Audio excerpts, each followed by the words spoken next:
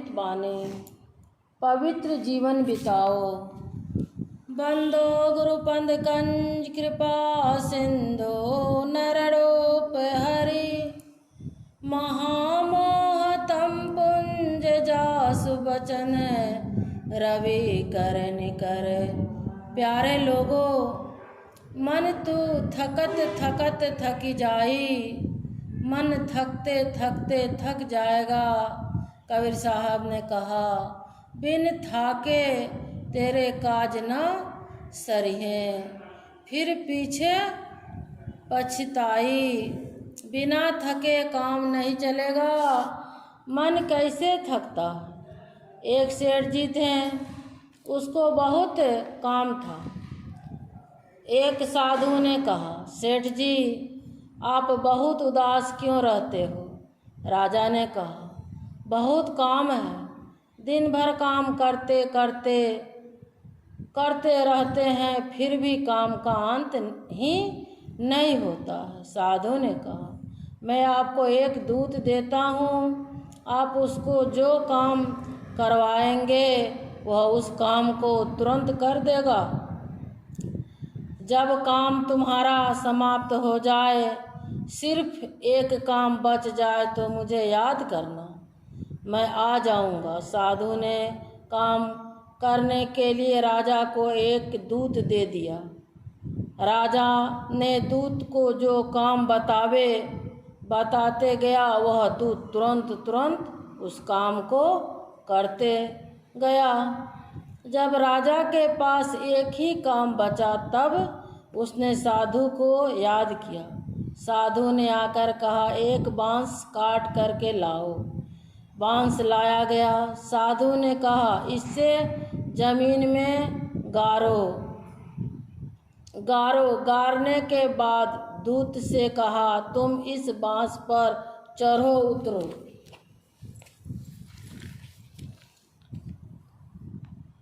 दूत कुछ देर तक चढ़ा उतरा। अंत में उसने क्षमा मांगी और कहा, अब मुझे फुर्सत दीजिए। जब आपको कोई काम हो तब बुला लीजिएगा। जब आपको कोई काम हो तब बुला लीजिएगा, फिर काम करके मैं चला जाऊंगा। कहने का तात्पर्य यह है, कबीर साहब ने कहा, मन है दूत, कभी यह ख्याल कभी वह ख्याल, एक बात पर ठहर जाए तब थक जाएगा। इस मन को एक ही बात में लगाना चाहिए। किस बात में? ईश्वर की भक्ति में लगाना चाहिए। संसार का काम जीवन भर का है। जीवन के बाद संसार के सभी पदार्थ यही छूट जाएंगे। निज काम ईश्वर भक्ति को करने से जीवन के अंत में मन का साथ छूट जाएगा। लेकिन जब ईश्वर भक्ति नहीं करेंगे तो यह शरीर छूटने पर मन का साथ नहीं छूटेगा। इस मनुष्य देह में मन पर जो पहले का संस्कार है, वो ही कभी सुख और कभी दुख देता है। मन सदा सुख चाहता है, यह होने वाला नहीं है। अनवर्त रूप से इसी तरह सुख दुख होते रहेगा। अगर मन साथ नहीं रहे तो सुख दुख छूट जाएगा। मन को लय करने का साधन बिंदु और नाद है। जिस प्रकार से ईश्वर की भक्ति होती है, उस साधन में मन को लगाओ। जप करो, ध्यान करो, गुरु जिस काम रूप को बता दे वह करो।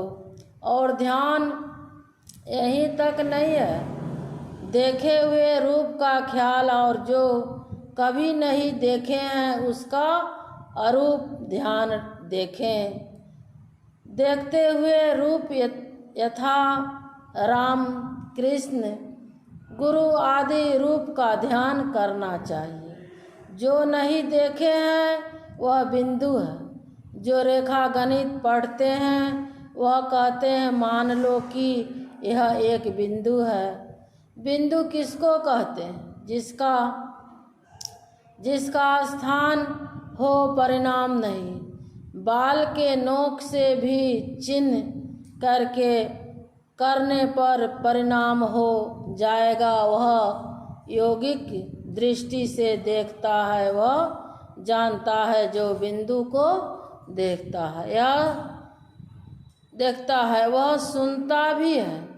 बिंदु को लोग देखते नहीं हैं, परंतु योगिक दृष्टि से देखते हैं।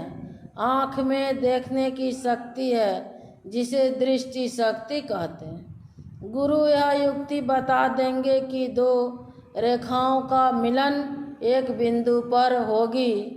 जो ऐसा करते हैं उसे एक बिंदुता की प्राप्ति हो जाती है। योगिक दृष्टि से जो बहुत प्रयास करते हैं वह अपने अंदर में देखता है। जहाँ दृष्टि है वहाँ मन है। यह अंदर की बात है। एक बिंदुता की प्राप्ति को हो जाएगी तो वहीं कुछ सुनने में भी आवेगा।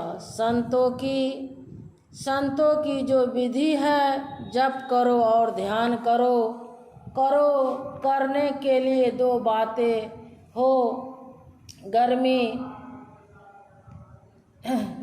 गर्मी जप मंत्र का ध्यान भगवान का, यह गुरु का होता है। गुरु को प्रत्यक्ष देखते हैं, इसलिए गुरु रूप का ध्यान उत्तम है।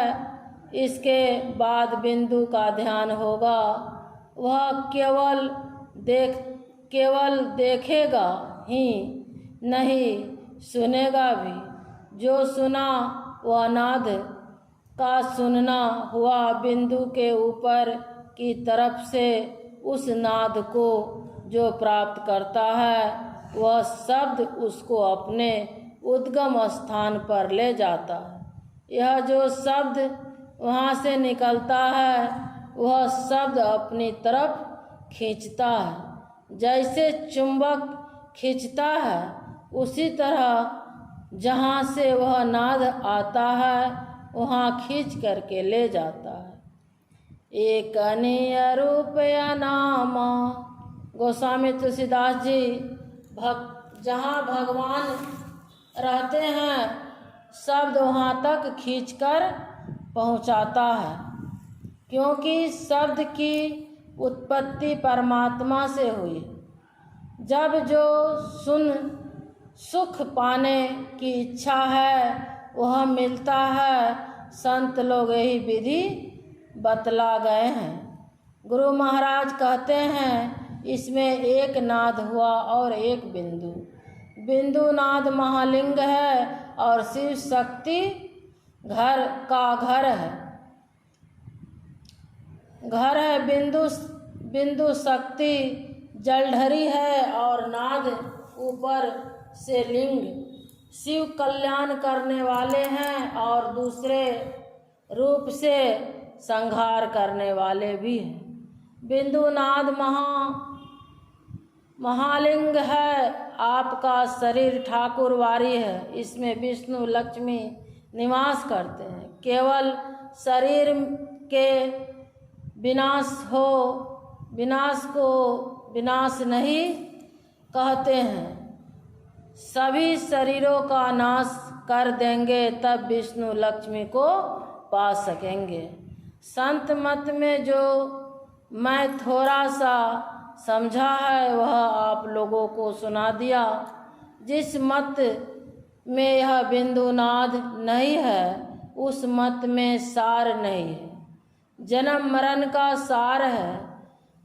ईश्वर की भक्ति करना नहीं करेंगे तो यह शरीर व्यर्थ चला जाएगा।